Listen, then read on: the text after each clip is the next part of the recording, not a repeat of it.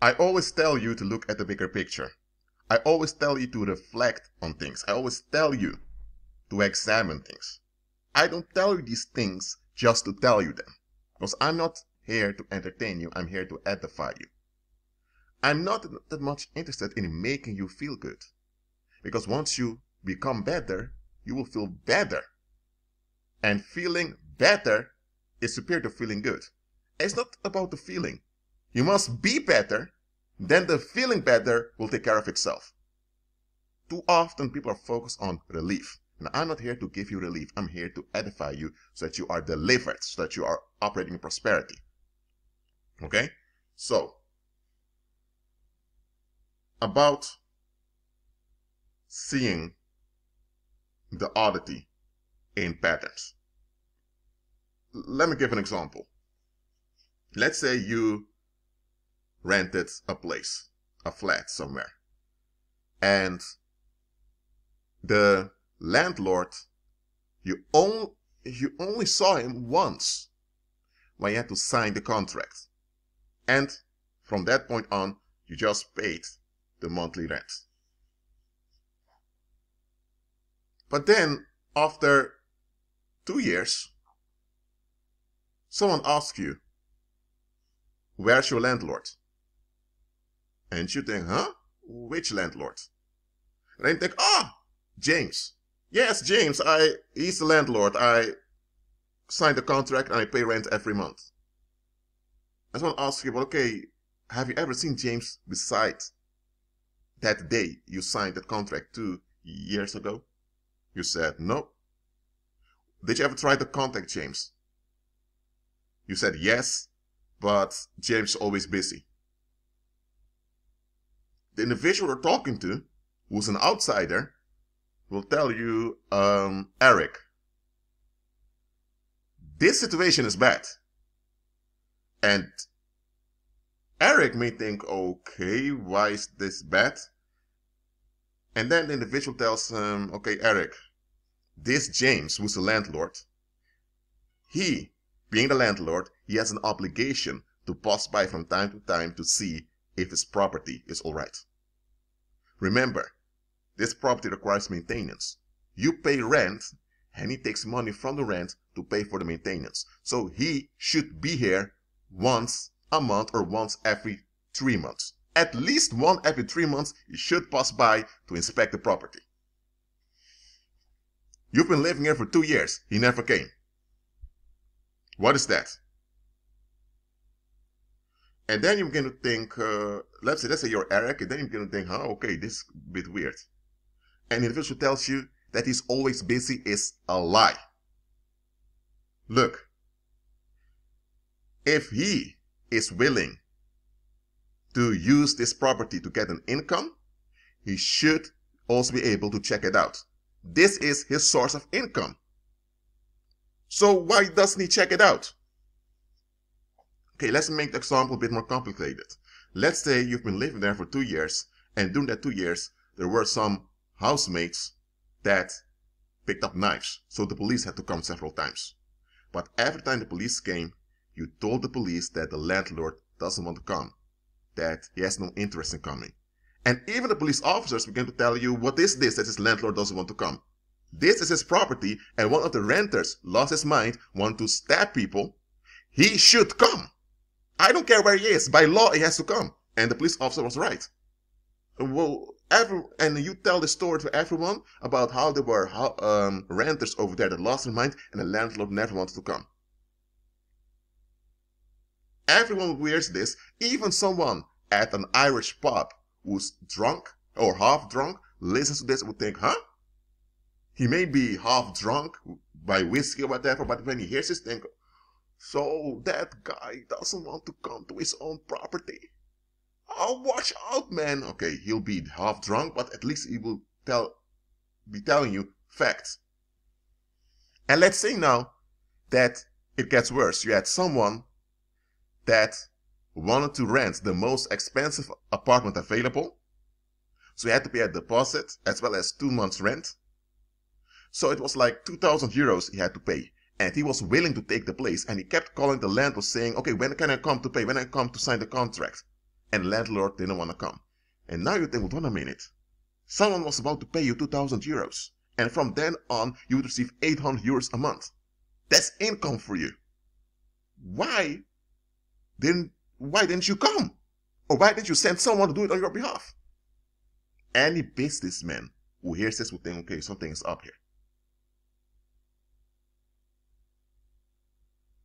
So let's say you're in this house. The landlord doesn't want to come. There was someone who wanted to take the most expensive apartment. He didn't come either. And when you look at the state of the property, think, okay, maybe this is an old building, he wants to get rid of it, that's why he doesn't want to invest much in renters. But when you look at the value of the building, it's above €500,000. They don't think, what? This building is worth more than €500,000? But you don't want to invest in this building that you own? You may have purchased it for less, for like 200,000 euros, maybe years ago, but now it's worth like 600,000 euros. And you have people that want to live here, they're willing to pay rent, and you are neglectful in getting new renters. This doesn't add up at all. In this case, what you should realize is that this landlord is a scammer. Probably he doesn't even own, legally he doesn't even own that property. It can be that he's not even authorized to be a landlord to begin with. It can be that he is involved in criminal activity and is using that property as a cover-up for money laundering. And you guys who are living there are the ones being scammed. You pay rent, and because of that, he can't kick you out. But when it comes down to it, when you have to go through the paperwork, the police would find out, okay, this property has been abandoned for 10 years. And no real estate office has purchased this property. So who's this landlord managing it? And then they look into the landlord and they say, oh, he has been bankrupt since 2015. What? So he has been bankrupt, yet still he's operating as a landlord? And then the police are going to check the bank accounts of the renters. They check the bank account where the money goes to. Then you see that on that account, there's like 80,000 euros that can't be accounted for. Whoa, now the whole thing is uncovered. You get what I'm saying here? So, in this case, it's obvious that you're in a dangerous situation and you need to get out as soon as possible. Now, why did I give this example? Too often, people don't reflect on their current situation. They're so focused on the ease that they have. Let me give another example. Let's say you got a job at an insurance company. At arrival, you had great colleagues and you were having a good time. You made 2 friends at the office. The rest are just colleagues. Your income is high. You also have extra free days where you thought, whoa, it's going well. And here's the thing. According to your contract, you're paid a minimum of around 3,500 euros a month. So whether you work the full 40 hours a week or not, that's what you get. So you're able to even get free days because the work isn't even that much. So you think, whoa, I have a high income, that's guaranteed. I don't even have to work all the 40 hours a week. So you think, oh, this is a great deal. Okay. So you think, I'm fine here. So you get used to going to your job. You get used to having high income and all the ease that comes along with it. 2.5 years later, suddenly you have to appear at the police station. And you think, what is this? And you arrive there. And the police informs you that a report has been filed against you for fraud. And you think, what? Fraud? What's going on there? And the police tells you that some people at your work found out that there was fraud being committed with the accounts of the customers, and they pointed out it was you. You've been a supervisor for over a year, right? You still tell the police officer, yes. Well, someone that under your supervision has been conducting crime. Well, According to law, you can't be arrested for it because you're not the perpetrator, but the company can hold you accountable because you're the supervisor. And then you hear that you have to appear before court. So now you have court fees, and before you know it, you've lost your job. Suddenly you can't pay the rent anymore, so you become homeless for a while. And on the streets, you almost died several times. Go to homeless addicts. So one day you arrive at this homeless shelter, and now you begin to think, how could it be that 3 years ago I got this job at this insurance company, everything was so great, and now 3 years later I'm in a homeless shelter? What happened? And now you begin to reflect back, and now you realize, oh, after I got the job, 5 months into the job, there was this supervisor who just vanished. And this supervisor, who was your supervisor on whose supervision you worked, just didn't come to his job anymore. He just left. And you remember that you were asking what happened to the guy and that nobody knew what happened. That was a red flag. Because somebody just vanishes from their work, just like that. Nobody goes to their job unless there's something going on there that they want to avoid. Then, also notice that while working there was an imbalance in the income of the insurance company because they didn't receive much fees, yet they spent it a lot. So how could they spend a lot of money they didn't have? But at the time you thought, okay, I'm just here as an administrator, doing administrative work, so I'm not going to bother with business that I'm not authorized to. But that was a red flag also. And then you had colleagues that one day just started to avoid you. They didn't continue to avoid you, but later they said, well, they were having a rough time in their marriages and all of that. So you thought, okay, that can happen. That was another red flag. So now that you're in this homeless shelter, you reflect back and realize those were all red flags, that something was up here. Okay, that job was a good thing for me, but it was a temporal thing. So the moment you notice the red flags, you realize, okay, I'm still here at the job, I'm doing what I have to do, but meanwhile, I'm preparing for another job, or I'm preparing to work as a freelance, or you should have used that good thing to advance further. But what happened, something good came along, and you settled for the good that came along. But that good that came along would expire. You didn't even check whether that good was from God or not. Even if the good came from God, you're not supposed to rely on the good you receive. You should use the good to glorify Christ. But what often happens, when something good comes along, we grasp it, we become comfortable with it, and we relax with it. That's what worldly people do, 99% of the time. And when you are so relaxed with the good, you're so comfortable with it, you've lost focus. And now, when danger appears, or when things go wrong, you don't even notice it until it's way too late. The same you have women who married a guy. They met the guy maybe in college or a bit earlier. And at the time they met the guy, they were so fond of each other. They had a wonderful wedding. It was a great party. Then they had 2 children. And even after they had the 2 children, the sex was good. So they thought, oh, this is great. And the husband even got a high position in the company where he worked. So it was 5 great years.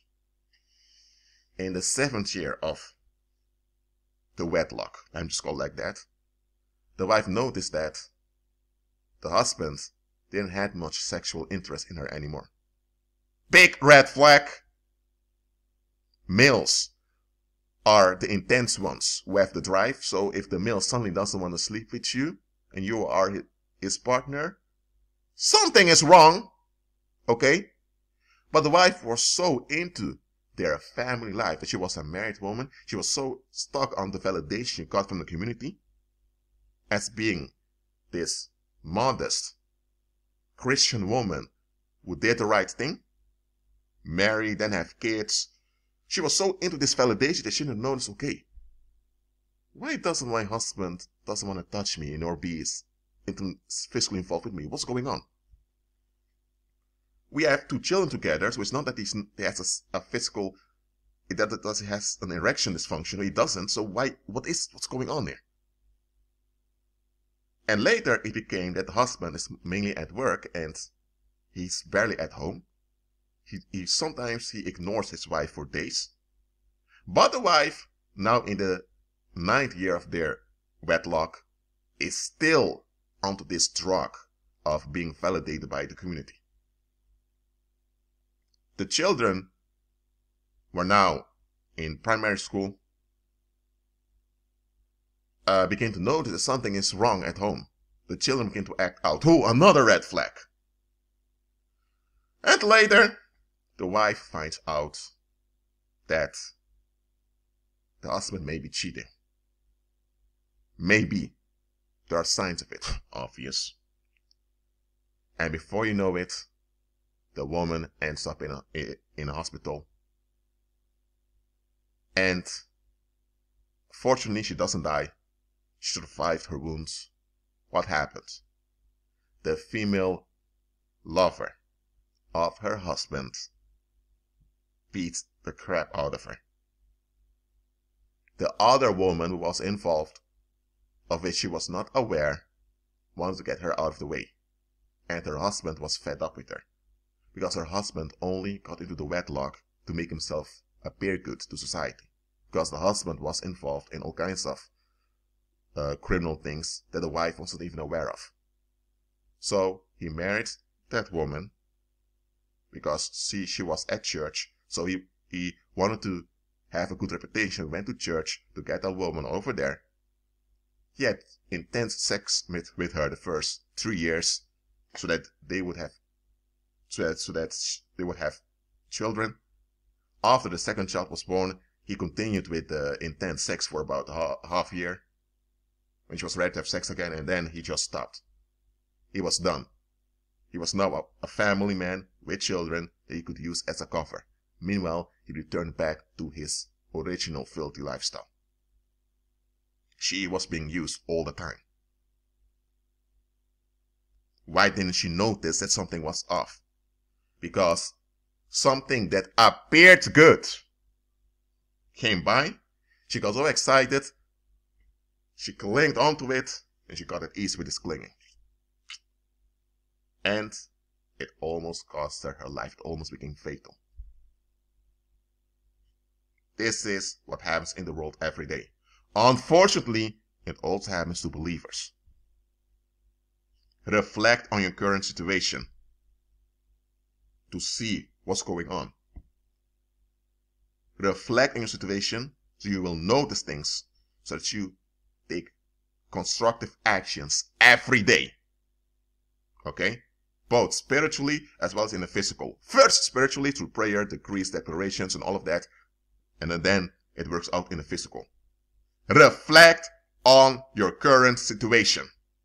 Was it for now? Keep agreeing with Christ and be at peace.